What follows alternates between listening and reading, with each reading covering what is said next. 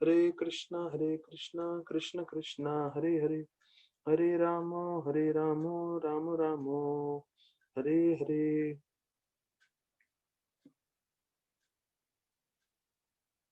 सभी भक्तों का स्वागत है आज के हरि कथा में। तो आज विशेष रूप से जो है वामन द्वादशी का दिन है और आज वामन देव का प्राकट्य भी हुआ था। तो इसके लिए बताया जाता है हमारे जो आचार्य हैं जीव गोस्वामी, उनका आज है। तो हम लोग जीव गोस्वामी के बारे में चर्चा करेंगे थोड़ा, और उसके बाद वामन द्वादशी जो है वामन देव के प्राकट्य पे और उनके ऊपर थोड़ा उनका गुणगान करेंगे।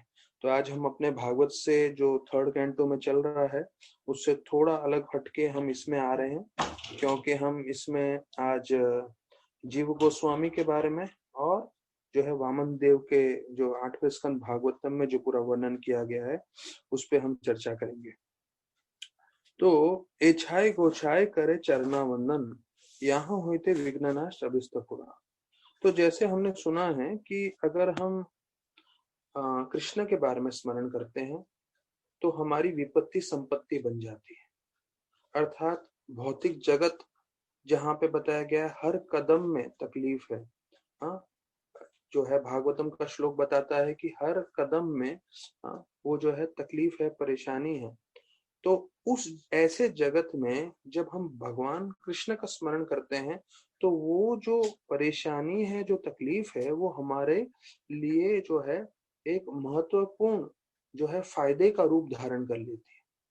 तो यह है कृष्ण भगवान का स्मरण। फिर हमने सुना है कि चैतन्य महाप्रभु और जो पंच तत्व है जब उनका स्मरण करते हैं, स्पेशली गौर निताय के बारे में, तो बताया जाता है सबसे मुश्किल कार्य आसान हो जाते हैं। तो इस भौतिक जगत में हम बहुत सारे कार्यों से जूझ रहे हैं, लेकिन अगर हम भगवान की भक्ति करते हुए वही कार्य करेंगे तो सबसे मुश्किल कार्य आसान हो जाएंगे, और अगर वो भगवान को भूल जाएंगे तो सबसे आसान कार्य भी मुश्किल हो जाएंगे। कथ्यम च स्मृति अस्मिन् दुष्कर्म सुकर्म भवेत्। जो सबसे जो मुश्किल कार्य है सुकर्म, वो सबसे सरल हो जाएंगे।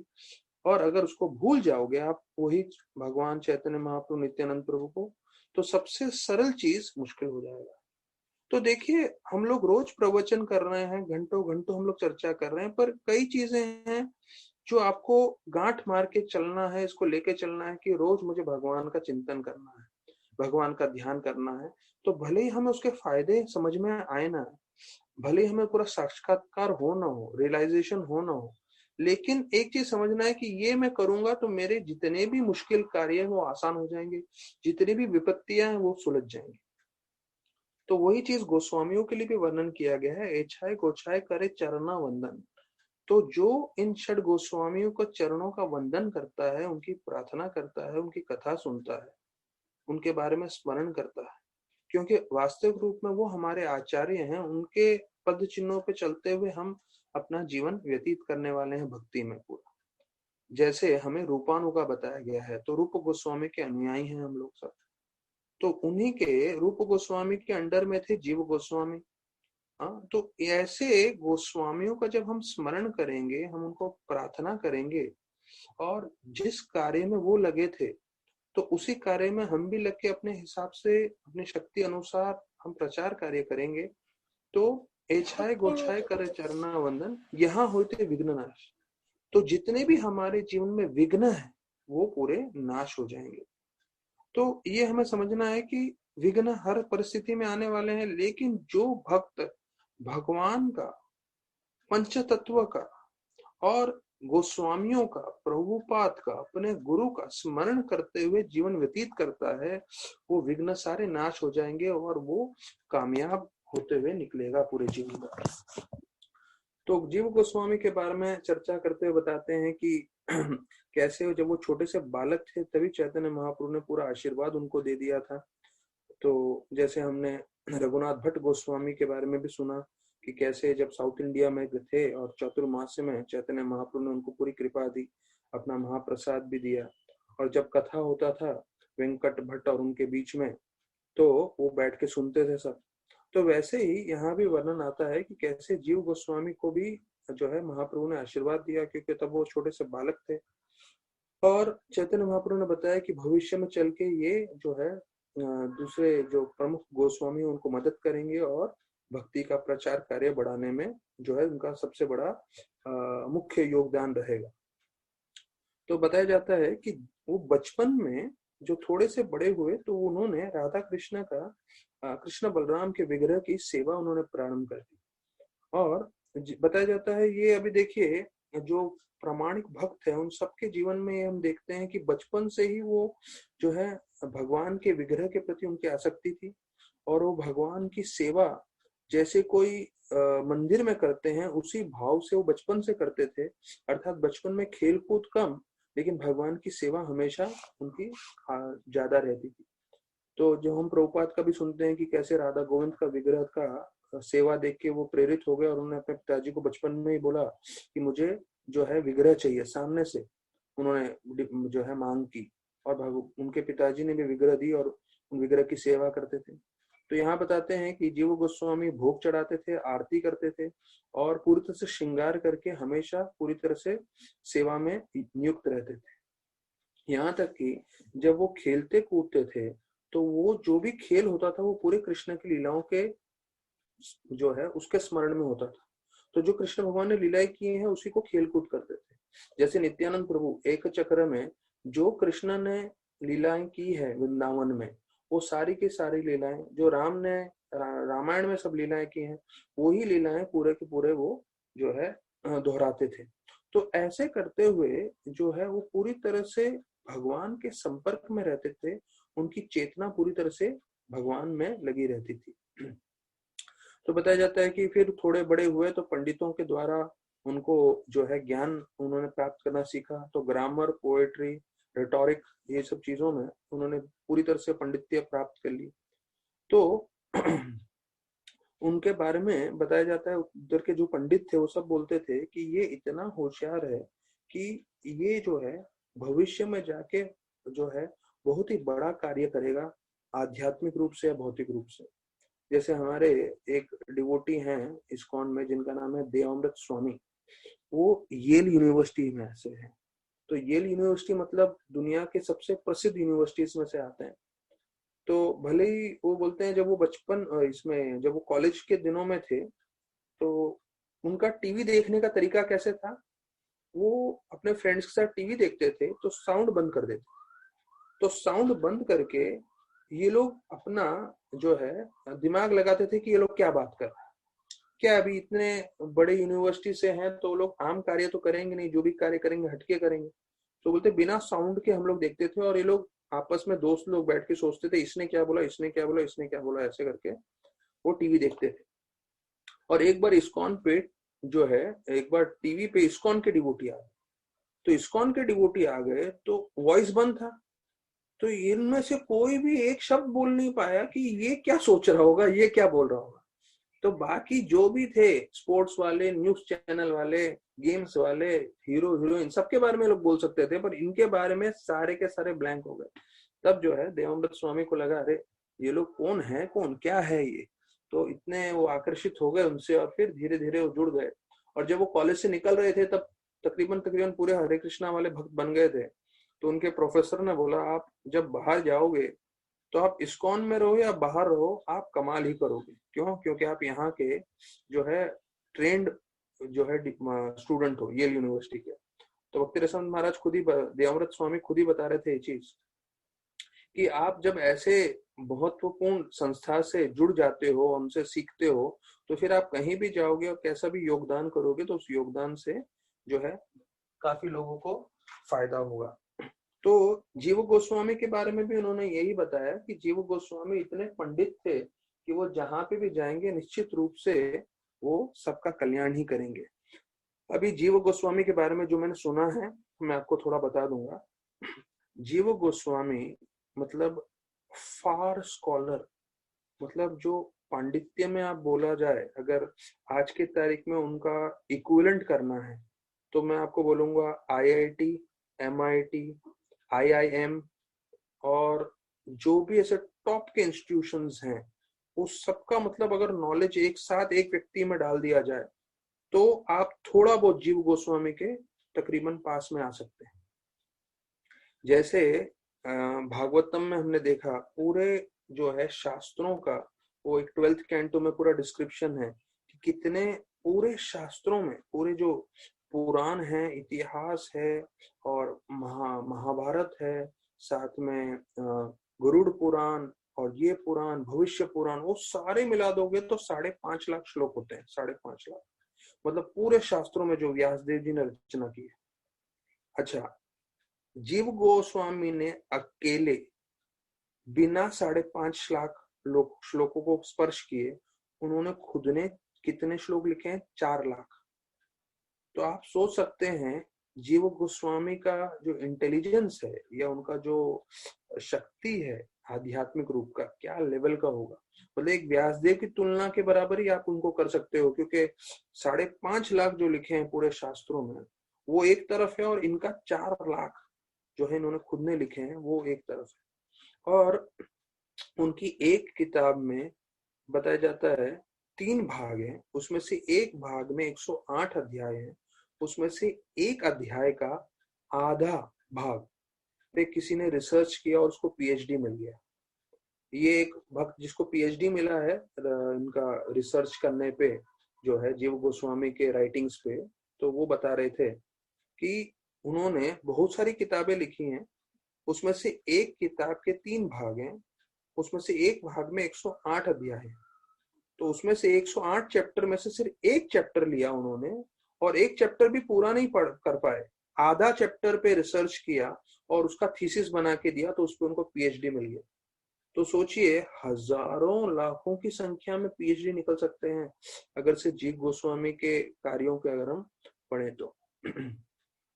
तो यहाँ पे बताते हैं कि जब वो पढ़ाई कर रहे थे जीव गोस्वामी, तब भी वो हमेशा गौर निताई का बारे में स्मरण करते थे, याद करते थे उनको, और उनके संग करने की हमेशा जो है उनकी इच्छा रहती थी। तो ये भक्ति रत्नाकर में भी वर्णन किया गया है कि कैसे वो हमेशा गौर निताई के जो है संपर्क में आने के लिए प्रार्थना करते रहते। तो बताया जाता है कि एक बार एक सपने में आए और गौर निताई दोनों जो है अपने चरणों का उन्होंने जो है उनके सर पे रखे और उनको पूरी तरह से आशीर्वाद दिया। तब जाके जो है वो संतुष्ट हुए। और वो भी जीव गोस्वामी भी जो है हमेशा उनके जीवन की एक ही अभिलाषा थी, कब मैं पूरी तरह से भगवान की सेवा में 100% लग पाऊंगा। मतलब बाकी कोई कार्य नहीं करना, सिर्फ भगवान की सेवा, भगवान का प्रचार, भगवान की भक्ति। वो तो बताया जाता है इसी भाव से वो नित्यानंद प्रभु के पास एक बार मिलने गए। तो नित्यानंद प्रभु जो है खरदाहा से therefore he also left for there from खरदाहा, तो खरदाहा में थे, वहां से लेके वो मायापुर के लिए निकल गए। और बताया जाता है कि जैसे ही मायापुर में पहुंचे, अभी पहली बार जीव गोस्वामी मायापुर में पहुंच रहे हैं, तो इतने प्रभावित हो गए और बहुत आनंदित हुए। तो बताया जाता है सबसे पहले गंगा माता के पास गए, वहां पे उन्होंने प्रणाम किया और उनसे आशीर्वाद माता से प्राप्त किया। और फिर उन्होंने पूछा नित्यानंद प्रभु कहाँ रहते हैं, और वो उस वक्त श्रीवास पंडित के निवास स्थान में थे। तो वहां पे जाके उनसे मिले।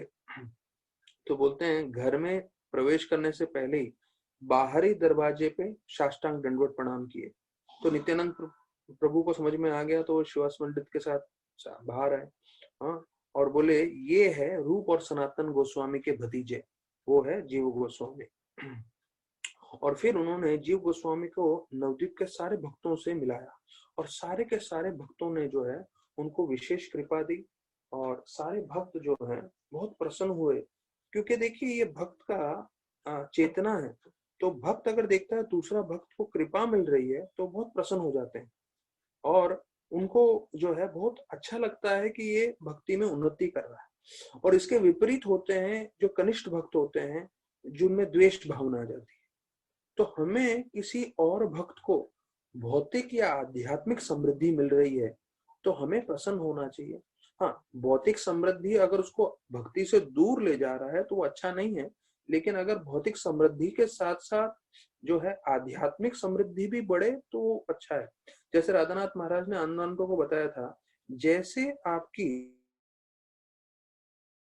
बढ़ रही है, उसी स्तर पे आपकी आध्यात्मिक समृद्धि भी बढ़नी चाहिए। मतलब material advancement and spiritual advancement should go together.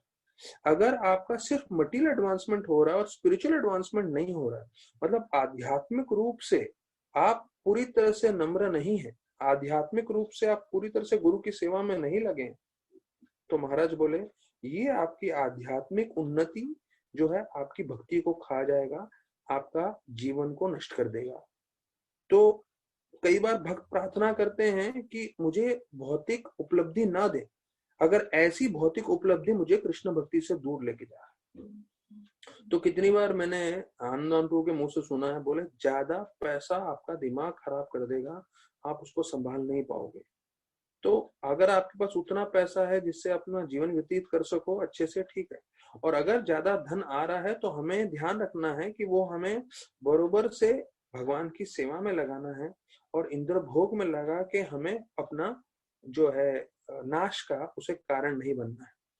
तो फिर बताते हैं अगले दिन नित्यानंद प्रभु जीव गोस्वामी को सची माता के घर पे लेके जाते हैं और जैसे ही वो उनके घर पे पहुंचते हैं तो जीव गोस्वामी पूरी तरह से प्रणाम करते हैं, दंडवत करते हैं, उधर के धूली में लौटने लगते हैं क्योंकि उनको मालूम है इसी जगह पे चैतन्य महाप्रभु जो है उन्होंने यहाँ पे लीलाएं की थी और वहां पे वो महाप्रभु की लीलाएं गुणगान करने लगते हैं।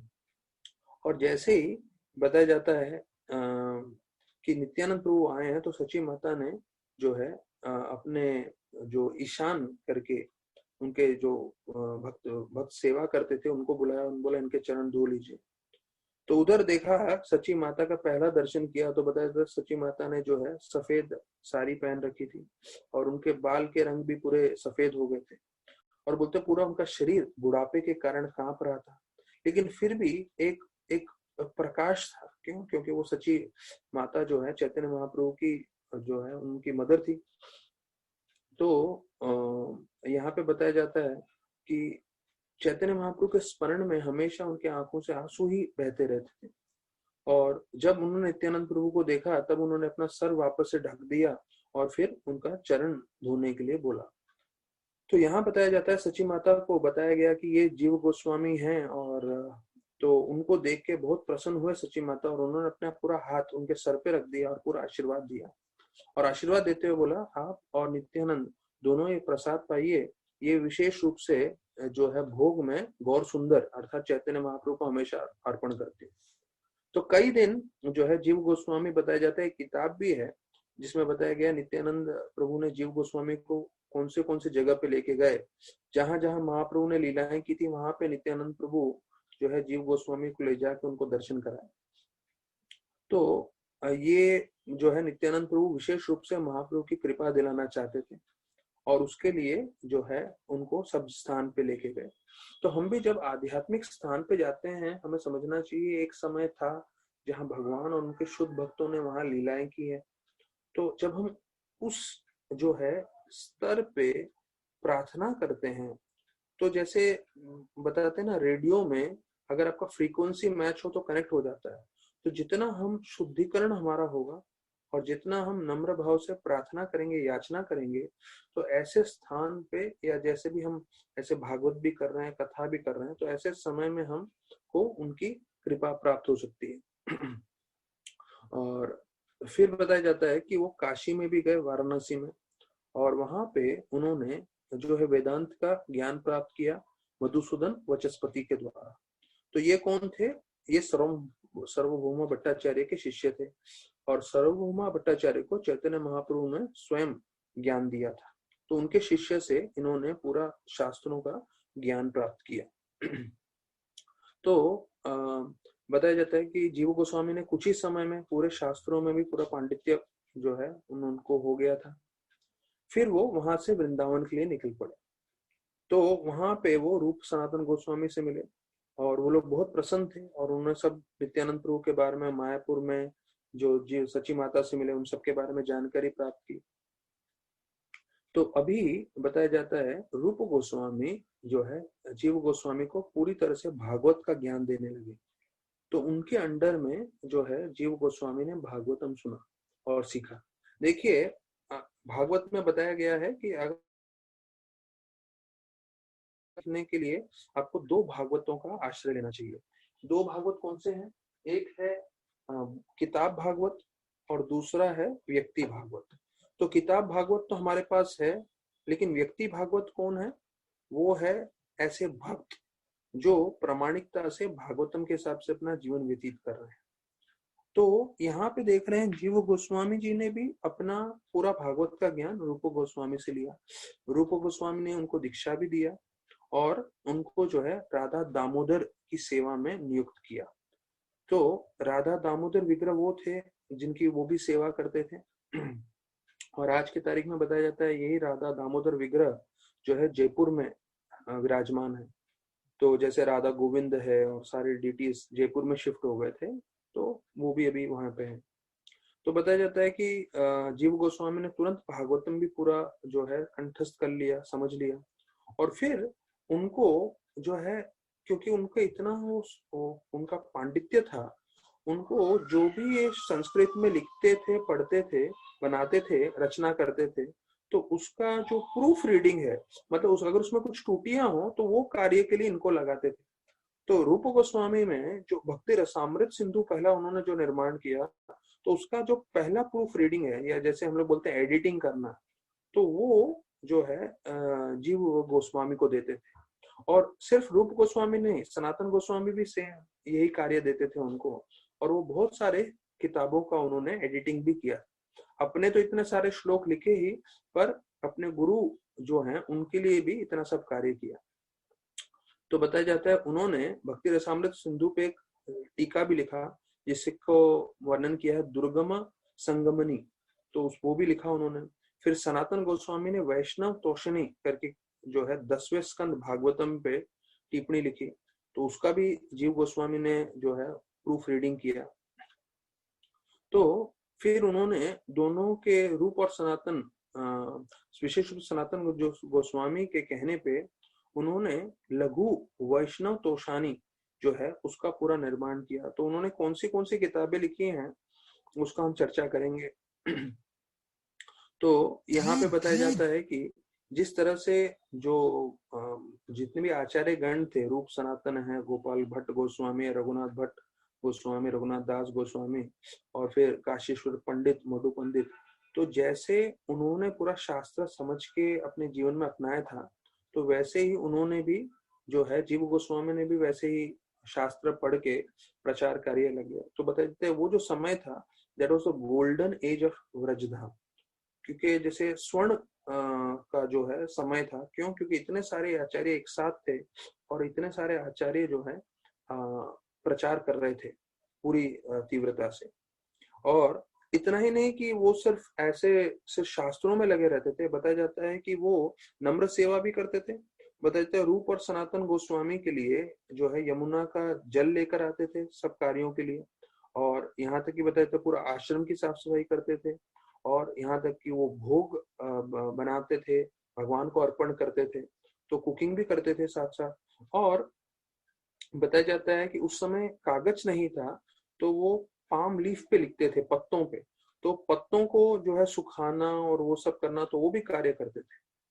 और हमने पहले अपने लेक्चरों में सुना है कि कैसे वो आगरा में भी गए थे एक बार, और अकबर के मौजूदगी में उन्होंने गंगा और यमुना, जिसके ऊपर जितना वाद विवाद चल रहा था, तो उसमें स्पष्ट किया कि गंगा भगवान के चरणों से निकलती है और यमुना जो है कृष्ण भगवान की भार्या है, तो यमुना ही उत्तम। और अशोका जो है राजा अशोक, तो उनसे प्रसन्न हो गए अकबर, और उनको बोले कि क्या तुम्हें चाहिए। तो उस समय कागज मिलना बहुत मुश्किल था, क्योंकि वो पत्तों पे लिखते थे और उन्हें मालूम था राज दरबार में कागज उपलब्ध है। तो उन्होंने कागज मांगा जिससे वो शास्त्रों को लिख सकें। और उस वक्त बताया जाता है अकबर ने जो है काफी कागज भी दिए थे जिससे वो जो है निर्माण कर सके। एक और चीज वर्णन किया गया है कि उन्होंने उस वक्त अकबर ने ऐसा फरमान किया था कि ये 500 साल पहले की बात है कि कोई भी जीव का हत्या नहीं होगा वृंदावन में, क्योंकि वो इतने जीव गोस्वामी से प्रभावित हो गए थे। कोई भी जीव का हत्या नहीं होगा, इसका मतलब कि कई बार वो लोग शिकार के लिए जाते थे और बहुत बार जानवरों की हत्या करते थे। तो वो बताया गया है कि वृंदावन में जो है उन्होंने पूरा फरमान करके रखा था कि कोई जाएगा नहीं और वहां पे कोई जानवरों की हत्या नहीं होगी। और फिर बोलते हैं, देखिए एक आचार्य का सबसे मुख्य चीज क्या है, वो जब आध्यात्मिक ज्ञान उनको मिलता है तो वो अपने गुरुओं की सेवा करते हैं दास रूप में, और वो एक बहुत सारे भक्तों को निर्माण करते हैं जो वो यही परंपरा आगे लेके जा सके। तो देखिए जब प्रभुपाद भक्ति सिद्धांत ठाकुर से मिले तो कैसे उनसे श्रवण करते थे, कैसे उनसे वो प्रेरित हुए, फिर कैसे उन्होंने भक्ति भाव अपने जीवन में अपनाया, और फिर उनको मालूम था कि जो है कुछ समय के पश्चात उनका भी अंत होने हो जाएगा शरीर का, तो इसलिए उन्होंने पूरा ज्ञान अपनी किताबों में रखा और अपने मुख्य शिष्यों में भी बांटा, और इतने बड़ा जो है इस्कॉन संस्था स्थापना करके गए। और उसका उद्देश्य क्या था कि प्रभुपाद के जाने के बाद भी ये जो है प्रचार का कार्य चल सके और लोगों का उद्धार हो सके। अब हम देखते हैं कि जीव गोस्वामी ने भी ऐसे ही किया। उन्होंने रूप गोस्वामी की सेवा करके पूरा ज्ञान तो प्राप्त कर ही लिया था और वो प्रचार भी कर रहे थे, और उनके बारे में मैं आपको और भी थोड़ा बताऊंगा कैसे वो प्रचार कर रहे थे। जय सिंह और मान सिंह जो जयपुर के राजा थे, वो तकरीबन तकरीबन इनके शिष्य के समान थे, और बताया जाता है कि वो जब उन्होंने युद्ध में एक जगह विजय प्राप्त की थी तो अकबर उनसे बहुत प्रसन्न हुए थे। तो जीव गोस्वामी ने उनको बताया था कि मुझे राधा गोविंद मंदिर बनवाना है, तो आप अकबर जी से ये बोलिए कि उनके जो फतेहपुर सिकरी में जो उन्होंने बनाया है उसके जो बचे हुए पत्थर हैं उसके लिए उससे हमें मंदिर बनाना है। तो अकबर जी ने हाँ बोला था, और जय सिंह मान सिंह के होते हुए इन्होंने राधा जो है गोविंद मंदिर पूरा बनवाया था और बाकी भी सब मंदिरों का निर्माण किया था। तो देखिए जीव गोस्वामी का प्रभाव कैसे था, बड़े बड़े जो राजा थे वो भी उनके उनके सामने नम्र रहते थे, उनके शिष्य समान थे, और उनके होते हुए उन्होंने इतना जो है भक्ति का प्रचार किया और ऐसे ऐसे मंदिर निर्माण किए कि आने वाले जो है ये 500 साल पहले की बात है, और आने वाले कितने सालों तक जो है कितने ही जीव जो है यहाँ दर्शन करके भक्ति प्राप्त कर सकते हैं। तो अभी जैसे मैं बता रहा था, उन्होंने अपने अंडर में जो है नरोत्तम दास ठाकुर जो लोकनाथ गोस्वामी के शिष्य थे, और श्रीनिवास आचार्य जो गोपाल भट्ट गोस्वामी के शिष्य थे, और श्यामानंद प्रभु जो हृदय चैतन्य के शिष्य थे, इन तीनों को भी ट्रेनिंग दिया और पूरी तरह से भक्ति में समर्थ करके नरोत्तम दास ठाकुर, श्रीनिवास आचार्य और श्यामानंद को फिर उनको प्रचार के लिए बंगाल में भेज दिया। और पहला बुक डिस्ट्रीब्यूशन पार्टी, अब जैसे भद्र पूर्णिमा चल रहा है, भागवतम वितरण करने के लिए बताया गया है, या हम लोग मैराथन में दिसंबर में किताब वितरण करते हैं, तो जो पहला किताब वितरण हुआ था, तो पहला किताब तो उस वक्त किताब थे ही नहीं, ऐसे ही पत्तों पे लिखते थे या जो भी है, तो वो जो सारी किताबें थी वो सब जो है जीव गोस्वामी ने नरोत्तम दास ठाकुर उनको दिया, और उसके साथ जो है वो बंगाल लेके गए। और वो हमने पहले चर्चा किया है, बेरमबीर कैसे वो उसको चुराते हैं, वो दूसरी कथा है, लेकिन ये बता रहे हैं कि कैसे उन्होंने जो है प्रचार कैसे पूरे भारतवर्ष में बढ़ना चाहिए, फैलना चाहिए, वो दृष्टिकोण से उन्होंने अपने शिष्यों को ट्रेनिंग दिया और फिर उनको किताबों के साथ भेजा। तो यहाँ पे वर्णन आ रहा है जीव गोस्वामी के जो है जो उन्होंने किताबें लिखी हैं, तो उसका हम सिर्फ नाम सुन लेते हैं, पता नहीं जीवन में कभी पढ़ पाएंगे कि नहीं, पर नाम तो सुन ले, मालूम तो चले उन्होंने कितनी किताबें लिखे। एक है हरिनाम अमृत व्याकरण, सूत्र मलिका, रसामृत शेष, गोपाल विरुद्धावली, श्री माधव महोत्सव, संकल्प कल्प वृक्ष, ब्रह्म संहिता टीका, भक्ति रसामृत सिंधु टीका जिसको दुर्गम संगमनी बताया गया, उज्जवल नीलमणि टीका, गोपाल चंपू सत संदर्भ, और सत संदर्भ में 6 संदर्भ आते हैं, तत्व संदर्भ, भागवत, फिर परमात्मा संदर्भ, कृष्ण संदर्भ, भक्ति संदर्भ, प्रीति संदर्भ, तो ये 6 संदर्भों में उन्होंने चर्चा किया है। फिर श्रीमद् भागवत टीका जिसको कर्ण संदर्भ भी बोलते हैं, कर्म संदर्भ, फिर लघु वैष्णव तोषणी, सर्व संबंधिना, फिर गोपाल तापणी टीका, फिर गायत्री व्याख्याय वृत्ति, फिर राधा कृष्ण चरण चंद्रिका, फिर धातु संग्रह और भवर्त सूचिका चंपू। मतलब अगर ये सब किताबें मिल जाए तो हम लोग जैसे अभी 1-1.5 घंटा चर्चा करते हैं तो हो सकता है हमारा पूरा जीवन बीत जाए, इतने उन्होंने किताबें लिखी है और हमारे आचार्य की। तो हमारा बहुत भाग्य है कि हमें जो है, हम ऐसे गौड़ीय वैष्णव संप्रदाय के साथ जुड़े हैं, जो हमें इतने सारे बोलते हैं ना आध्यात्मिक रूप से हमें धन मिला हुआ है जिसकी कोई कमी नहीं है।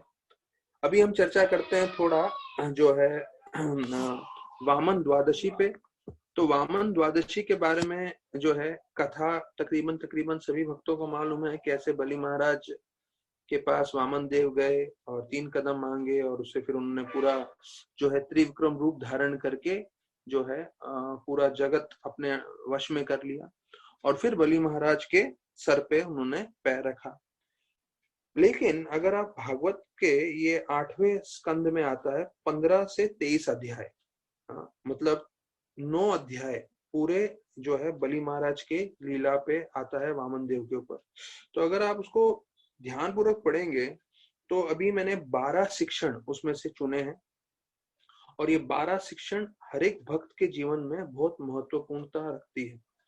तो हमें ये 12 शिक्षण में आपको जो है वर्ष नंबर के साथ बताऊंगा, मैंने कौन से चैप्टर से कौन से श्लोक से कौन सा शिक्षण लिया है। तो ये 1 डजन शिक्षण है।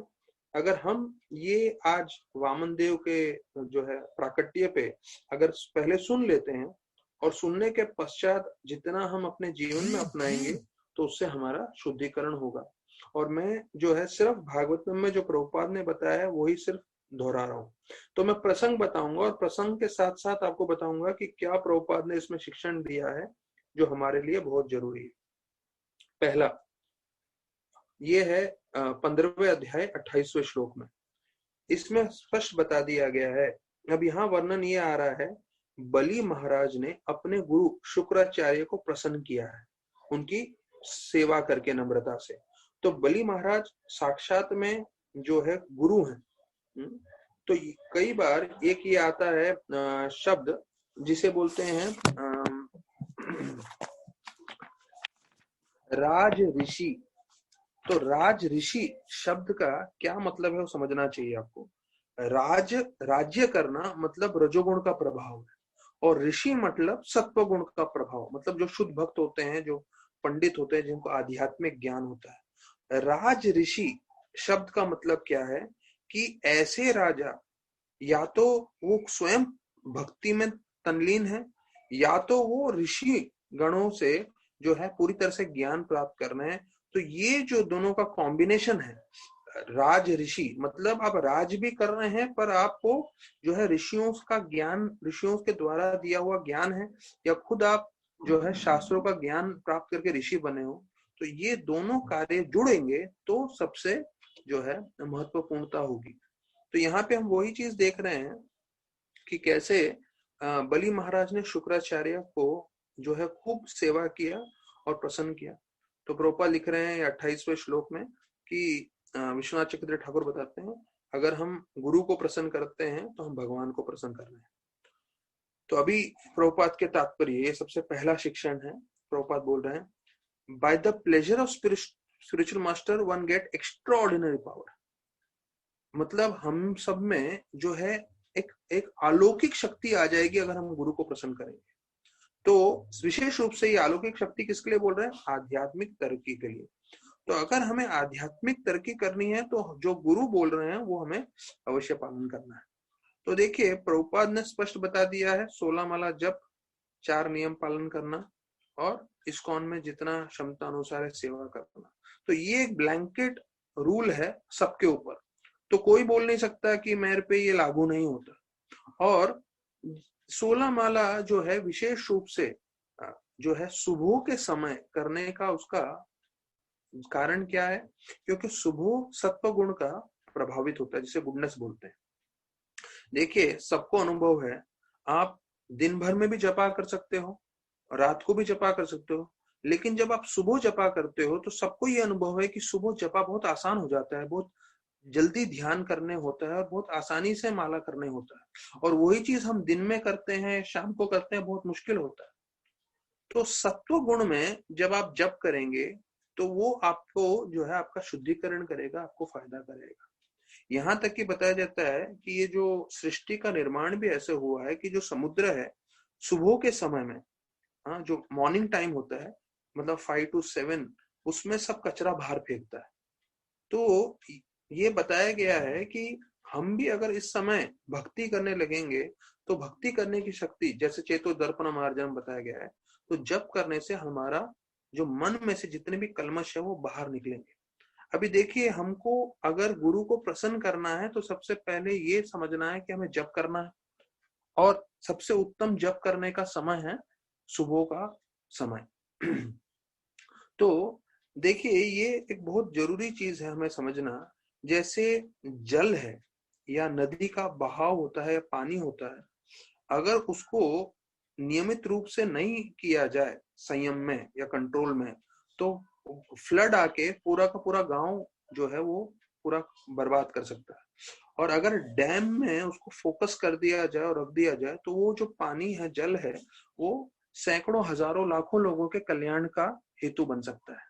तो वैसे ही हमारे मन में भी हमारी जो शक्ति है, हमारी जो है हमारी इच्छाएं हैं, अगर हम उसको नियमित करेंगे तो वो अपने कल्याण के लिए और दूसरों के कल्याण के लिए यूज हो सकता है। नहीं तो वही चीज जो है डिस्ट्रक्शन या विनाश कर सकता है, हमारा भी और दूसरों का भी। तो जैसे हम देखते हैं ये नियम हर जगह है। अगर कई माताएं कुकिंग करती हैं तो उनको मालूम है सिलेंडर के ऊपर एक रेगुलेटर होता है, तो वो नियमित करता है गैस का फ्लो, बंद करना है, ऑन करना है। तो हर जगह नियम है। जब पतंग उड़ाते हैं तो मालूम है रस्सी से बांध के रखते हैं, क्यों? वो जो मांझा होता है, रस्सी होता है, वो नियमित करता है। तो वैसे नियम हमारे जीवन में बहुत जरूरी है। तो ये सिर्फ उदाहरण के हिसाब से नहीं है, अगर आप नियमित रूप से करेंगे तो आपके जीवन में बदलाव आएगा, और उस बदलाव से आप अपना कल्याण करेंगे, दूसरों का भी कल्याण करेंगे। नहीं तो बताया जाता है कभी भी माया किस तरफ से आएगी हमें मालूम भी नहीं चलेगा। बड़े बड़े सन्यासी इस्कॉन से जा चुके हैं, तो हम में से किसी भक्त को कोई गलत फहमी नहीं रहनी चाहिए कि मैं आराम से जीवन पर्यंत भक्ति कर लूंगा। मैं आपको स्पष्ट बता रहा हूँ, बड़े बड़े सन्यासी, बाकी सब गृहस्थ कितने गए हैं, बाकी सब ब्रह्मचारी कितने गए हैं, उनकी कोई गिनती नहीं है। जो सबसे प्रमुख सन्यासी थे, जो प्रभुपाद के ट्रेंड थे लोग, ऐसे लोग भी भक्ति से बाहर जा चुके हैं। तो इसलिए बहुत ध्यान रखना जरूरी है। राधानाथ महाराज ने एक बार हम लोग को एड्रेस करते हुए बताया था कि बड़े बड़े सन्यासियों के जीवन में प्रॉब्लम आया, इसका मतलब ये नहीं कि आपके और मेरे जीवन में प्रॉब्लम आएगा।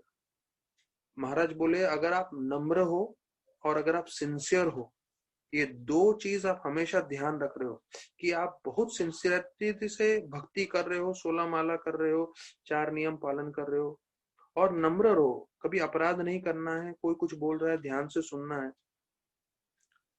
तो अगर आप ये दो गुण आपके हैं में हैं तो आप भगवत धाम चले जाओगे, आपका कुछ लेना देना नहीं है। महाराज बोले बड़े बड़े लोगों का पतन भी हो रहा हो तो ऐसे नहीं होना चाहिए, लेकिन सिद्धांत हमें समझना बहुत जरूरी है।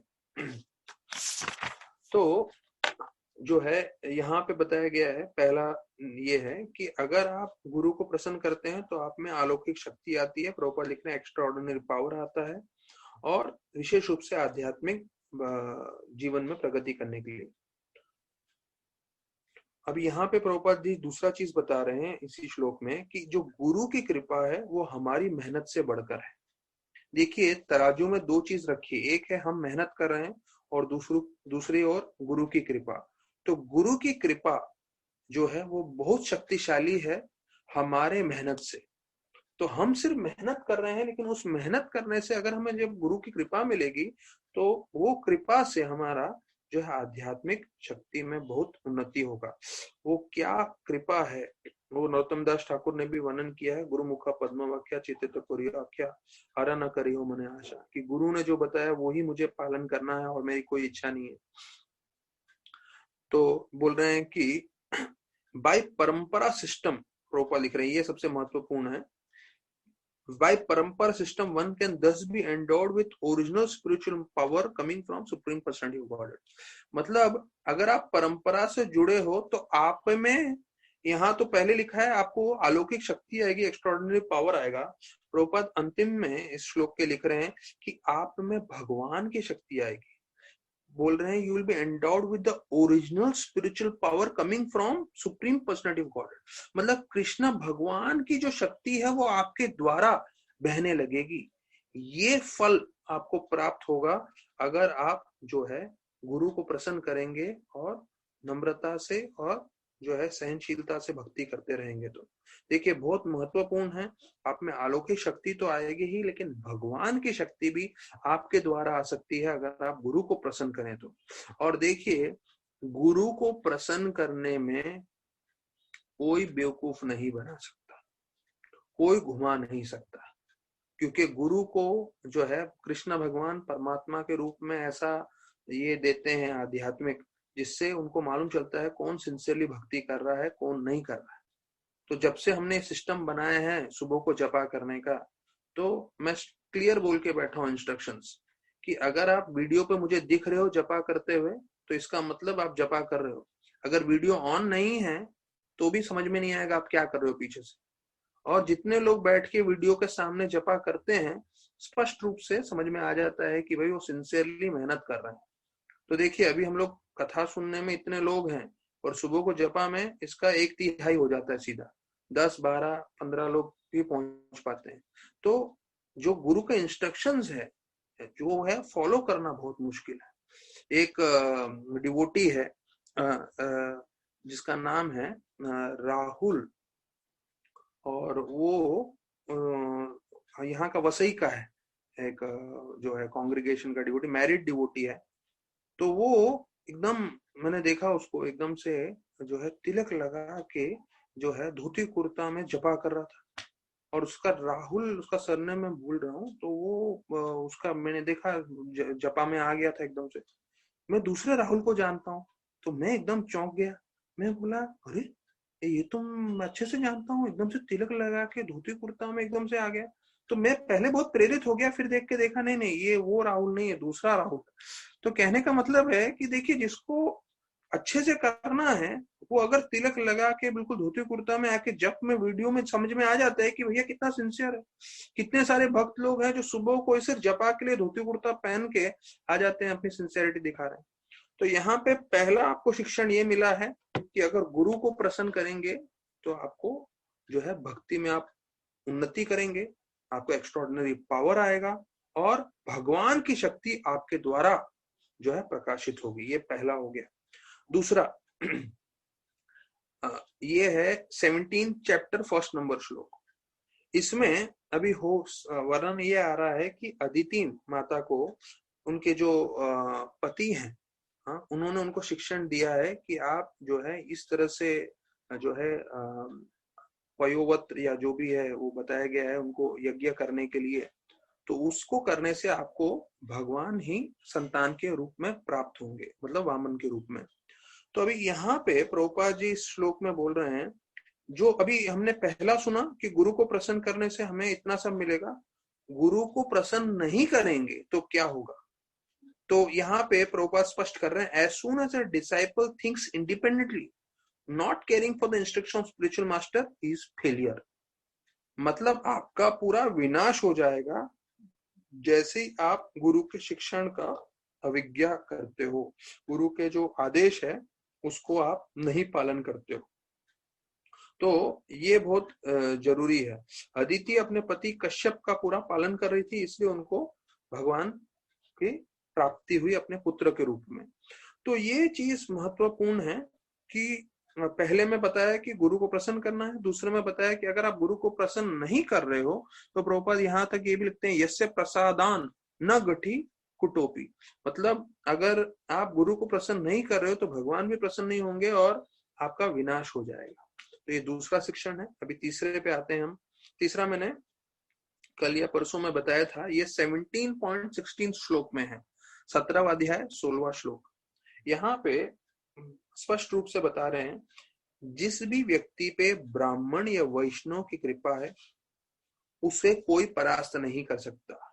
यहाँ तक कि प्रभुपाद लिख रहे हैं भगवान भी हस्तक्षेप नहीं करते हैं। क्यों? क्योंकि उन्होंने पहले ही वचन दिया है, नमो ब्राह्मण देवाय गो ब्राह्मण हिताय च, कि मैं गैया और ब्राह्मणों की हमेशा रक्षा करता हूँ, सहायता करता हूँ। तो यहाँ पे स्पष्ट किया है कि जिन पे ब्राह्मण और वैष्णव की कृपा हो गई तो उसमें अपने कर्म तो साइड में रखिए, आप जो अपने पाप कर्म किए होंगे वो सब तो बिल्कुल असर नहीं करेंगे। यहाँ तक कि भगवान भी उसमें हस्तक्षेप नहीं करते हैं, ये स्पष्ट किया है, डज नॉट इंटरफियर। तो कितना जरूरी है कि हमारे साथ रहने वाले जो भी वैष्णव हैं हम उन्हें प्रसन्न करें, या जो भी हम वैष्णव संप्रदाय में हैं या भक्तों के संग में हैं, उन सभी वैष्णव को जितना कोशिश हो सके हमें उन्हें प्रसन्न करें। तो अगर उनको प्रसन्न करेंगे तो बताया जाता है फिर भगवान भी हस्तक्षेप नहीं करते। तो यहाँ पे प्रभुपाद एक अंतिम लाइन बताते हैं इसमें, If Brahmanas favor someone, the Lord does not interfere, nor can anyone interfere with the happiness of such a person. मतलब अगर हम वैष्णव को प्रसन्न करते हुए जा रहे हैं तो ऐसे व्यक्ति के जीवन में वो हमेशा आनंदित रहेगा, क्योंकि ऐसे आनंद में भगवान भी हस्तक्षेप नहीं करते और बाकी सब चीज तो हस्तक्षेप हो ही नहीं सकते। तो इतना जरूरी है वैष्णव को प्रसन्न करना, वैष्णव को कृपा प्राप्त करना। तो ये हो गया तीसरा शिक्षण। चौथा ये है 19वें अध्याय दूसरा श्लोक।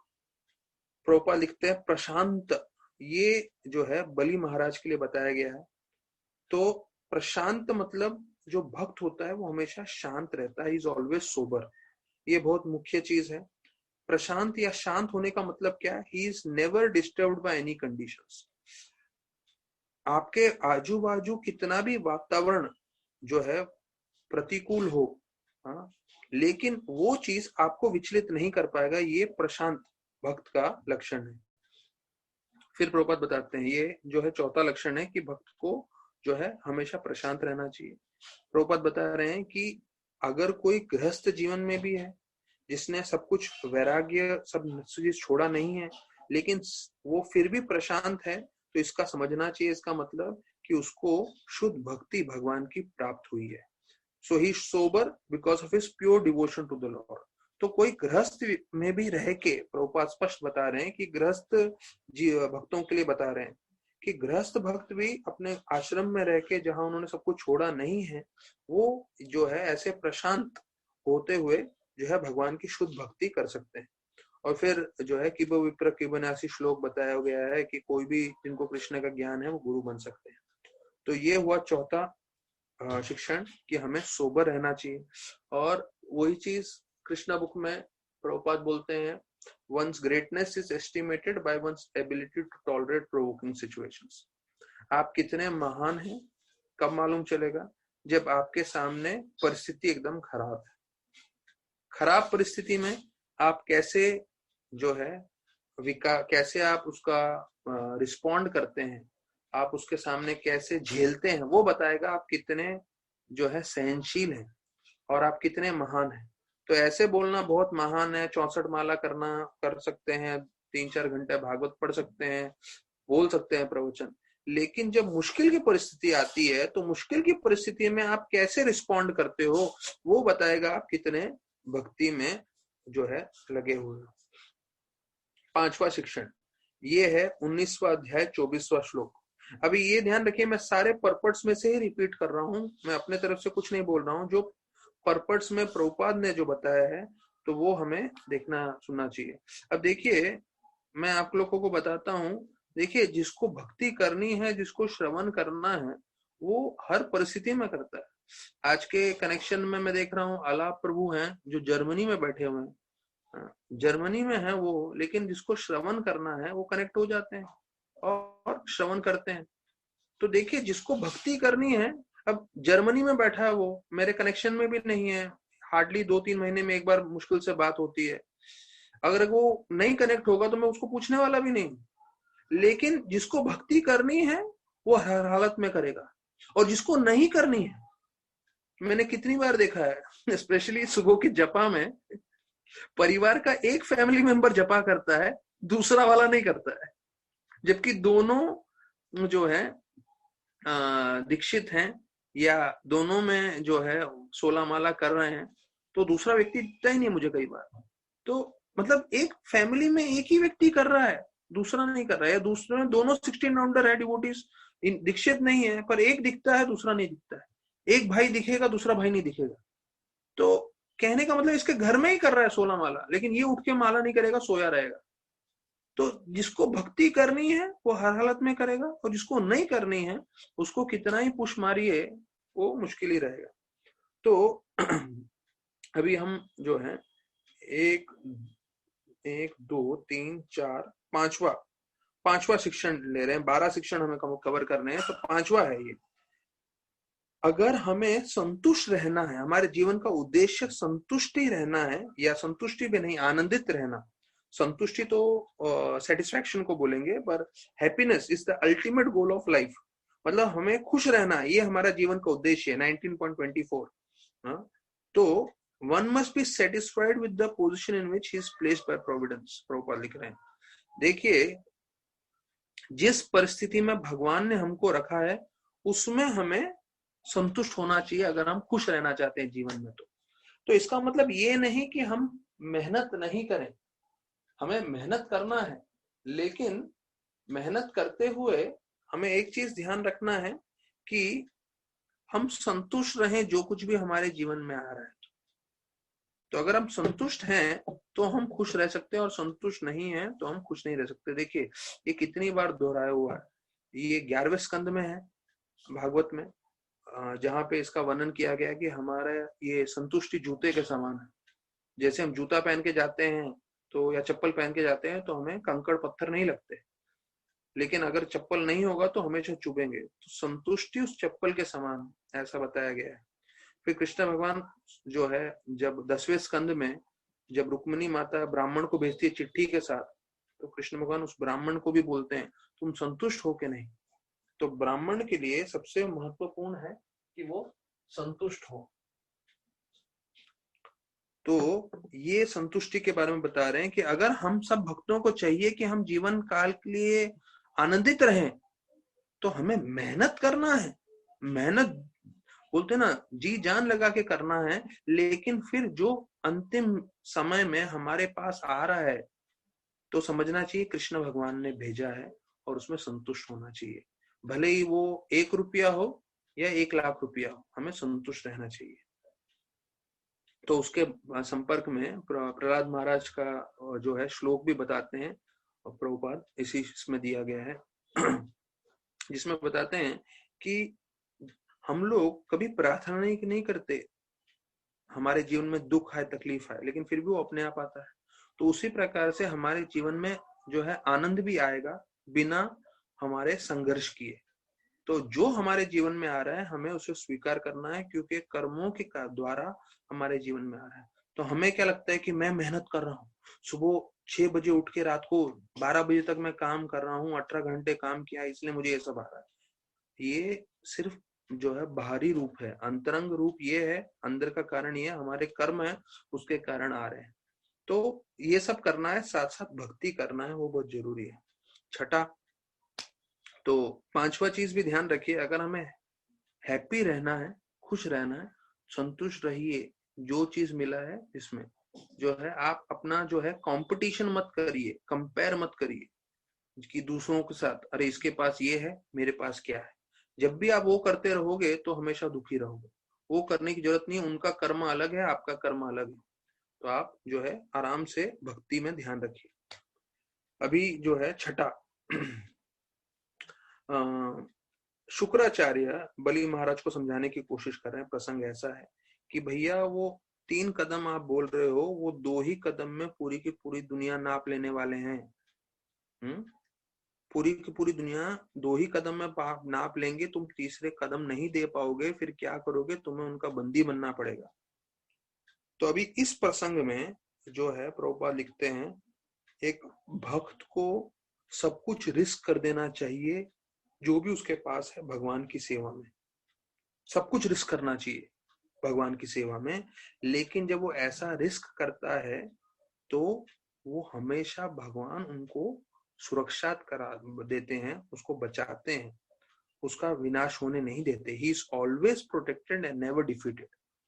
तो आप भगवान की सेवा में अगर आप रिस्क उठा रहे हो तो आप चिंता मत करिए कि भैया ऐसे रिस्क उठाने से जो है आपका विनाश हो जाएगा। नहीं, ऐसे रिस्क उठाने से जो है यहाँ वर्णन कर रहे हैं कि उस आपको भगवान का आश्रय ही मिलेगा और अब कभी आपका विनाश नहीं होगा। तो प्रभुपाद लिखते हैं, by material calculation Shukracharya thought Bali Maharaj would under no circumstances be able to keep his promise to the brahmachari Vamanadev. तो भौतिक दृष्टि से देखा जाए तो बृहस्पति और शुक्राचार्य दोनों गुरु हैं। शुक्राचार्य दानवों के गुरु हैं, बृहस्पति देवताओं के गुरु हैं। तो शुक्राचार्य अपनी बुद्धि लगा के सोच नहीं पा रहे थे कि कैसे जो है ये अपना 3 कदम जो उन्होंने बोला है वो पूरा कर पाएंगे। लेकिन अगर कोई भक्त रिस्क लेता है भगवान की सेवा के लिए, ये है छठा शिक्षण, तो भगवान उसकी पूरी रक्षा करते हैं और उसको कभी परास्त होने नहीं देते। He is always protected and never defeated. 7वां, ये एक भक्त के लिए जरूरी है। मैं इसका मर्म बता देता हूँ, फिर उसका मैं बैकग्राउंड बताता हूँ। मर्म ये है, ये 21वें अध्याय 28वें श्लोक में वर्णन है, A pure devotee is never deviated from the service of the Lord despite all difficulties and impediments offered by illusory energy। अर्थात भक्त के जीवन में कुछ भी आ जाने दो, वो अपनी सेवा से या अपनी भक्ति से कभी नहीं हिलता। तो माया या कोई भी कारण से जो है जितनी भी मुश्किलें आएंगी, जितनी भी तकलीफें आएंगी, तो वो तकलीफों में जो है वो भक्ति में टिका रहेगा।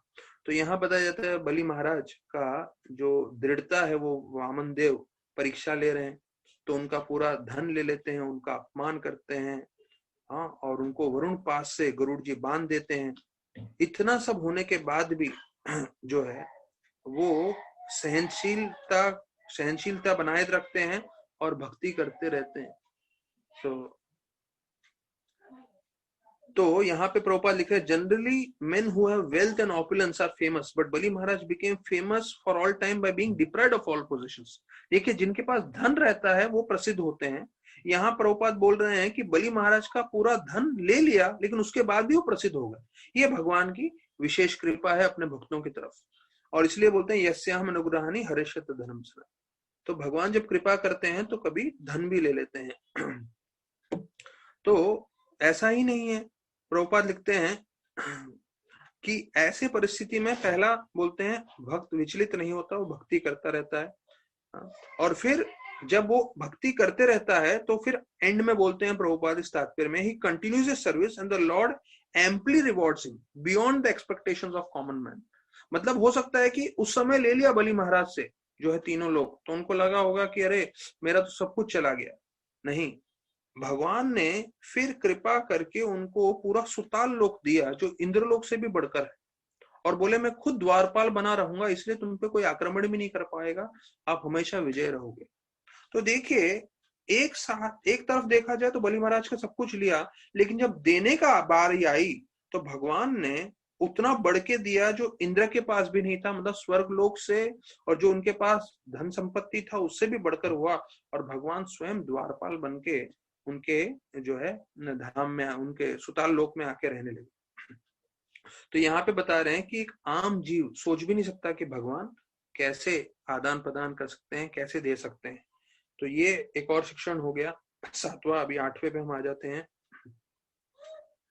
तो अभी इस श्लोक में जो है प्रभुपाद जो है वो ही चीज बता रहे हैं जो कई बार उन्होंने कोट किया हुआ है।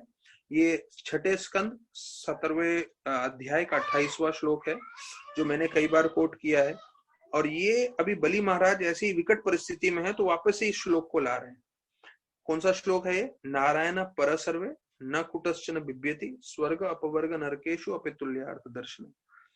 कि जो भक्त होते हैं, जो भक्ति में लगे होते हैं, वो कभी भी किसी भी परिस्थिति में भयभीत नहीं रहते, भले वो स्वर्ग में हो, नरक में हो या किसी और परिस्थिति में हो, क्योंकि वो हर परिस्थिति में उनका मन एक ही जगह एकाग्र रहता है, वो भगवान की है सेवा में। तो इसके तात्पर्य में कम से कम 4 पॉइंट्स प्रभुपाद बोल रहे हैं 21-32 में, तो बहुत महत्वपूर्ण है। तो यहाँ पे हम लोग एक एक करके ले लेते हैं. Devotee actually lives transcendentally. Although he may appear to have gone to hell or heaven, he does not live in either place. He always lives in Vaikuntha. तो एक जो भक्त होता है वो पूरी तरह से कृष्ण में उसका मन केंद्रित रहता है, समाविष्ट रहता है. तो वो बंबई में नहीं रह रहा है, वो दिल्ली में नहीं रह रहा है, वो वैकुंठ में रह रहा है. क्यों? क्योंकि उसका मन पूरी तरह से कृष्ण सेवा में लगा हुआ है, कृष्ण में लगा के रखता है. तो जितना हमारा मन कृष्ण में है उतना हम वैकुंठ में है. जितना हमारा मन भौतिक चीजों में है उतना हम माया में है, उतना हम दुख में है. ये सिंपल फॉर्मूला है. तो अभी हम पे है, हम कितने जो है मेहनत करके अपना मन भगवान में लगा है. पहला हो गया पॉइंट इसमें. दूसरा, तो वामन देव ने बलि महाराज को बोला नरक में जाओ, लेकिन इसके पीछे क्या कारण था? ये दिखाना चाहते थे वामन देव कि मेरा भक्त कितना सहनशील है. तो भक्त के जीवन में कुछ भी आएगा, भक्त जो है स्वीकार करने के लिए तैयार रहता है. यहां लिख रहे हैं Bali Maharaj did not hesitate to carry out the order. भले उनको नरक जाने को बोला तो वो तत्पर थे नरक जाने के लिए भी. ये भक्त की चेतना है. फिर प्रभुपाद बताते हैं devotee does not live alone. वो अकेला नहीं रहता, वो जहां भी जाता है भगवान की चेतना, भगवान का स्मरण, भगवान की भक्ति, नाम जप करते हुए वो भगवान के संपर्क में रहता है. तो प्रभुपाद लिख रहे हैं devotee does not live alone. मतलब ये नहीं सोचना चाहिए कि भक्त अकेला है, भगवान दिख नहीं रहे लेकिन हमेशा भगवान उनके संपर्क में रहते हैं. अभी अगला पॉइंट बोल रहे हैं प्रभुपाद वैसे तो भगवान सबके साथ हैं परमात्मा के रूप में, लेकिन जो एक भक्त होता है जो पूरी तरह से उनकी भक्ति में लगा हुआ है, तो ऐसे भक्त को भगवान जो है कभी छोड़ते नहीं. He actually does not live in any material condition. मतलब भौतिक भी किसी भी परिस्थिति में हो तो भगवान अपने भक्त को तो हमेशा पकड़ के चलते ही हैं. और ऐसी भक्ति करने से फायदा क्या होता है? मतलब वो भक्त को तो फायदा हो रहा है, वो तो कृष्ण के साथ है, वो तो वैकुंठ में, वो तो हमने सुन लिया. लास्ट लाइन बोले तो बिल्कुल जो है सीधा अपनी भाषा में बोले ना, प्रभुपाद सीधा सिक्सर मारते हैं. लास्ट लाइन में प्रभुपाद बोलते हैं क्योंकि वो पूरी तरह से भगवान की सेवा में लगा हुआ है. Anyone who lives with this devotee also, he also lives in Vaikuntha. देखिए ये सबसे बड़ा फल है. आप अगर एकाग्रह से भक्ति कर रहे हो तो आप तो वैकुंठ में हो, आप तो कृष्ण के संपर्क में हो, लेकिन आपके कारण आपके साथ जो भी रह रहे हैं वो भी वैकुंठ में. देखिए ये शक्ति होती है भक्ति की. अगर आप पूरी तरह से मन लगा के भक्ति कर रहे हो, आप वैकुंठ में हो, लेकिन आपके साथ जो रहता है वो भी वैकुंठ का अनुभव करने लगता है. क्यों? क्योंकि वो भी श्रवण कर रहा है, वो भी जप कर रहा है, वो भी सब देख रहा है कि किस तरह से आप पूरी तरह से भक्ति में लगे हुए हो. तो ये है भक्ति का फायदा. आप भक्ति करिए, आपके कारण आपके परिवार वाले वैकुंठ जा सकते हैं, और जब तक आप यहाँ भौतिक जगत में हो तब तक उनको भी वैकुंठ का अनुभव होगा. ये तकरीबन 8वां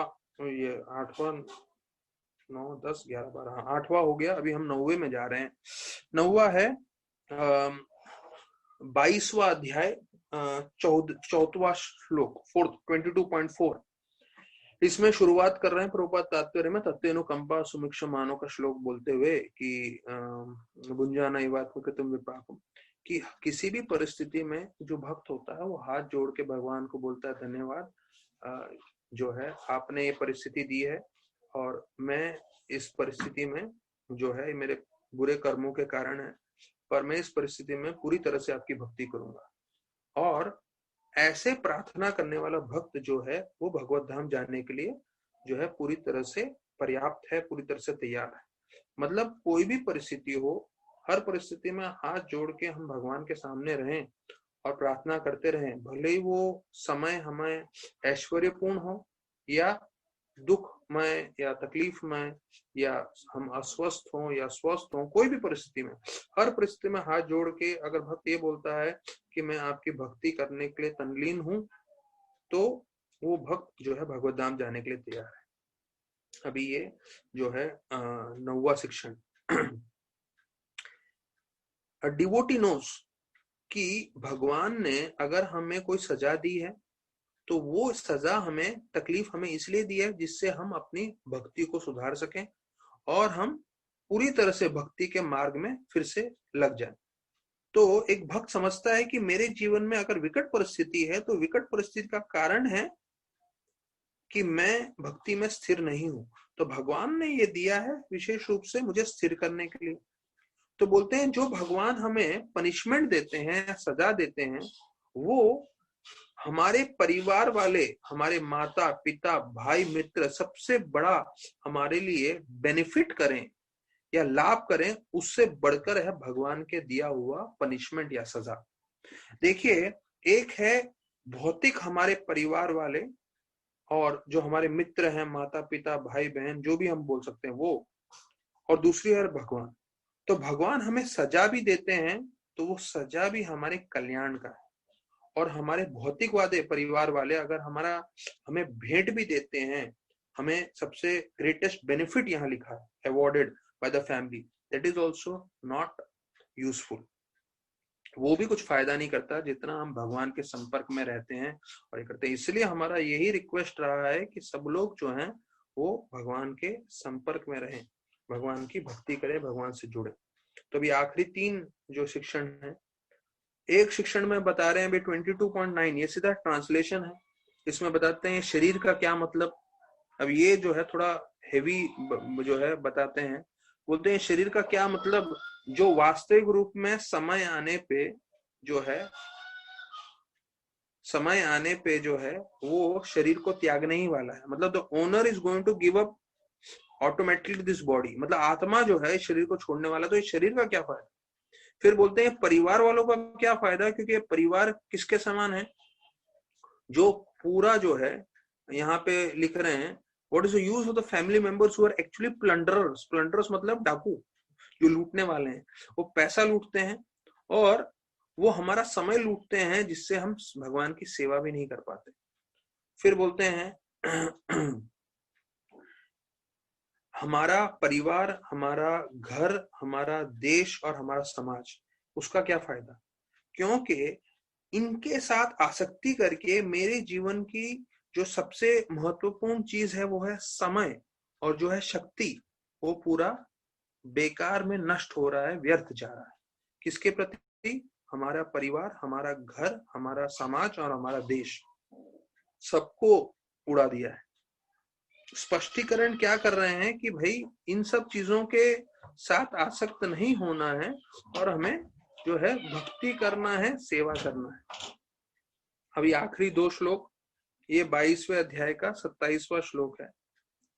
if a special devotee is meant for preaching, अब ये देखिए प्रभुपाद बता रहे हैं, इफ ये 22वां अध्याय 27वां श्लोक, तो ये 11वां शिक्षण है कि अगर कोई भक्त प्रचार के लिए बना है लेकिन फिर भी वो पूरी तरह से आसक्ति रख रहा है अपने ऐश्वर्यों के प्रति, तो भगवान आते हैं और वो पूरा उसका ऐश्वर्य ले लेते हैं।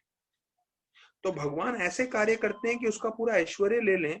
तो ऐश्वर्य लेने से क्या होता है, फिर वो पूरी तरह से सब कुछ छोड़ के, उसका ऐश्वर्य तो भगवान ही प्रबंध करते हैं, उससे ले लिया जाए, तो वो पूरी तरह से भगवान की सेवा में लग जाता है। तो देखिए यहाँ प्रभुपाद स्पष्ट कर रहे हैं कि अगर एक भक्त प्रचार कार्य के लिए लगा है और प्रचार कार्य करते हुए अगर उसके जीवन में किसी चीजों से बाधा आ रही है, भले ही वो उसके धन से आ रहा हो या किसी और चीज से आ रहा हो, तो भगवान जो है, या यहाँ तक कि लिखा है परिवार से भी आ रहा हो, तो भगवान पूरा ले लेते हैं वो उससे। तो ले लेने का उद्देश्य ये है कि वो पूरी तरह से भगवान की सेवा में लग जाए। तो ये है। और आखिरी में बताते हैं ये 22:30 में जो 12वां शिक्षण है वो हम देखते हैं। जब भी भगवान हमारे जीवन में परीक्षा देंगे तो उसके साथ हमें सहनशीलता भी देंगे। क्यों सहनशीलता देंगे, जिससे हम उस परीक्षा को और जो विकट परिस्थिति है उसको हम सहन कर सके। तो ध्यान रखिए, अगर हम भक्ति में जुड़े हैं तो भक्ति में जुड़ने के बाद हमारे जीवन में बहुत सारी परीक्षाएं आएंगी, हमारे जीवन में बहुत सारे जो है मुश्किलें आएंगी, लेकिन उसके साथ साथ भगवान हमें सहनशीलता भी देते हैं जिससे हम उसको सहन कर सकें और सहन करते हुए इस परीक्षा की घड़ी में हम निकल सके। अब यहाँ पे ये वर्णन आया कि बलि महाराज के जीवन में ऐसे तपस्या दिया था, ऐसा टेस्ट दिया था, जो बताया जाता है कोई उस ऐसे परीक्षाओं में जीवित भी नहीं रह सकता।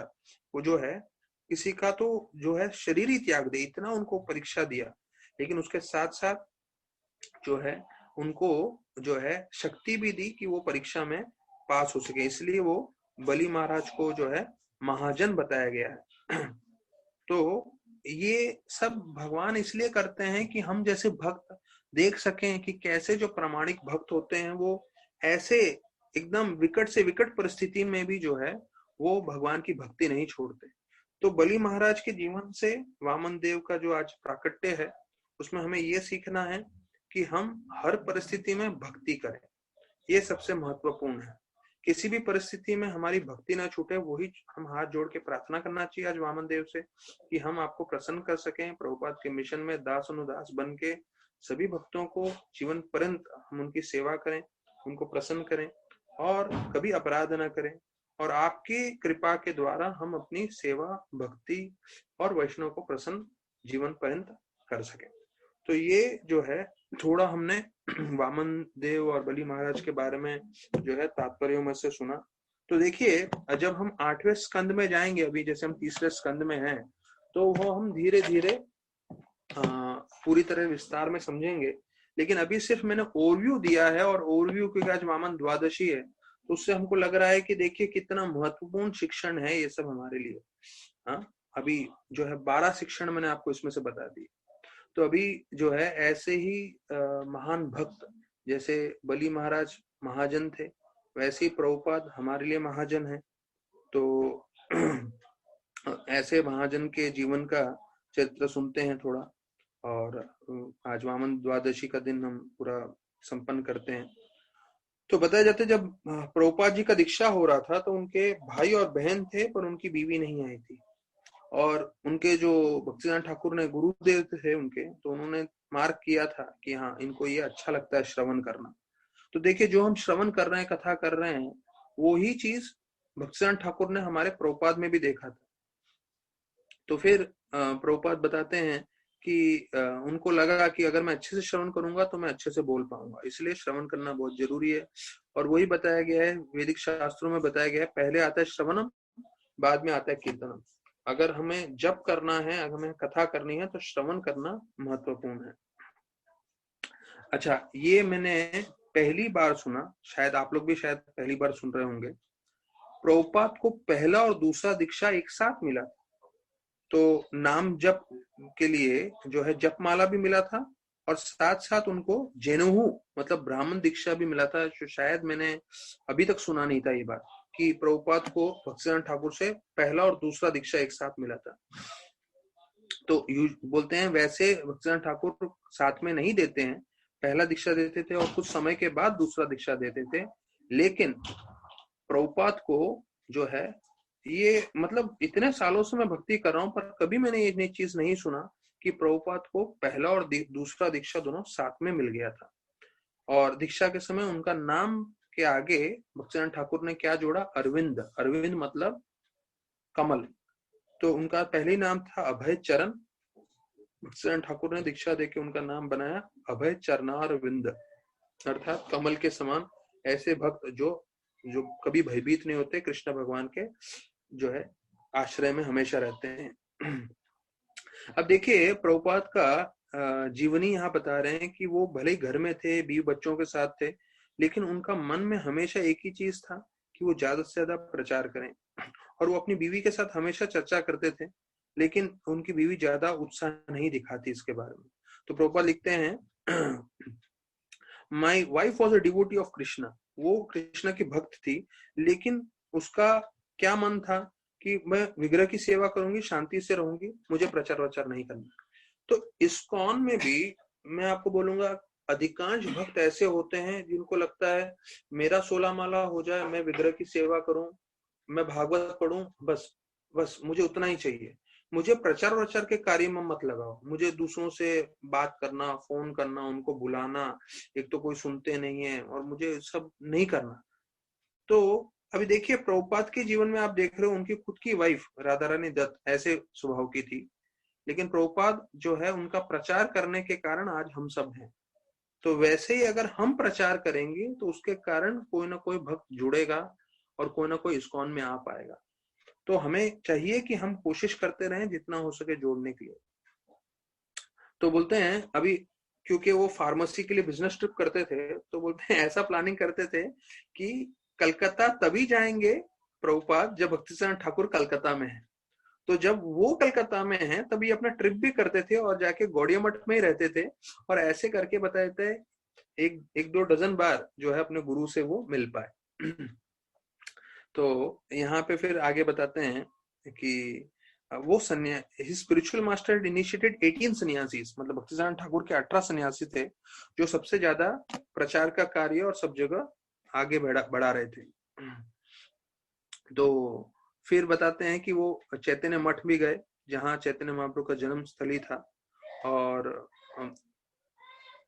उधर जब वहां पे गए तो भक्तिसिद्धांत ठाकुर भी वहीं पे थे मंदिर में। तो वहां पे जहरीला सांप आ गया। तो जहरीला सांप आ गया तो सब घबरा गए, यहाँ तक कि प्रभुपाद घबरा गए। तो सब लोगों को समझ नहीं आ रहा था क्या करना है। तो भक्तिसिद्धांत ठाकुर वहां पर आए, तो अपने छत से देख रहे थे, उन्होंने देखा वरंडा में सांप है, तो उन्होंने तुरंत बोला मार डालो सांप। तो तुरंत एक लड़के ने लकड़ी लिया और सर्प के सर पे मारा और उसको सर्प को मार डाला। तो प्रभुपाद भी अपना ये बता रहे हैं खुद के लेख में कि जब मेरे गुरु महाराज ने बोला उसको मार डालो, तो मैं थोड़ा चौंक गया कि क्यों मेरे गुरु महाराज ने सांप को मारने के लिए बोला। और फिर मैंने ये श्लोक सुना, मोदेत साधुरपि वृचिक सर्प हत्या, अर्थात कि एक जो साधु होता है वो भी प्रसन्न हो जाता है जब सर्प को या बिच्छू को मार दिया जाता है। तो समझ गए कि इसलिए उनके गुरु महाराज ने जो है सर्प को मारने के लिए बताया गया था। तो यहाँ पे लिखते हैं, but when I read this verse I was very much pleased about this creatures we should be shown no mercy. तो सांप को देख के हमें कभी भी जो है उसके साथ कृपा नहीं दिखानी चाहिए, क्योंकि अगर प्रभुपाद दूसरी जगह लिखते हैं अगर आप उसको दूध भी पिलाओगे तो उसका जहर ही बढ़ेगा और फिर वो जहर बढ़ा के किसी न किसी को काटेगा। तो बोलते भक्तिसिद्धांत बहुत तपस्वी थे और वो वाद विवाद करने में सबको परास्त कर देते थे। तो बताया जाता है कितनी बार मैं उनके साथ अकेले भी बैठता था, जबकि मेरे को उनसे कुछ खास कार्य नहीं था, लेकिन मैं उनसे मिलता था। तो वो मेरे से बहुत प्रेम करते थे और कई बार मेरे जो गुरु भाई थे वो सब मेरा निंदा करते थे और बोलते थे, एक अंग्रेजी में सेइंग है, fool rush in where angels fear to tread, मतलब मूर्ख लोग वहां घुस जाते हैं जहां कोई देवता भी नहीं घुसे। अर्थात हम लोग कभी जाते नहीं भक्तिसिद्धांत ठाकुर के पास, पर ये जो है अभय बाबू जिनका अभी दीक्षा हुआ है वो बार बार चले जाते हैं और मिलते हैं। पर प्रभुपाद बोलते हैं कि मेरे गुरु महाराज मेरे पे बहुत कृपा करते थे और वो जब भी उनसे मिलते थे तो उनका एक हमेशा शब्द रहता था, दासोस्मी।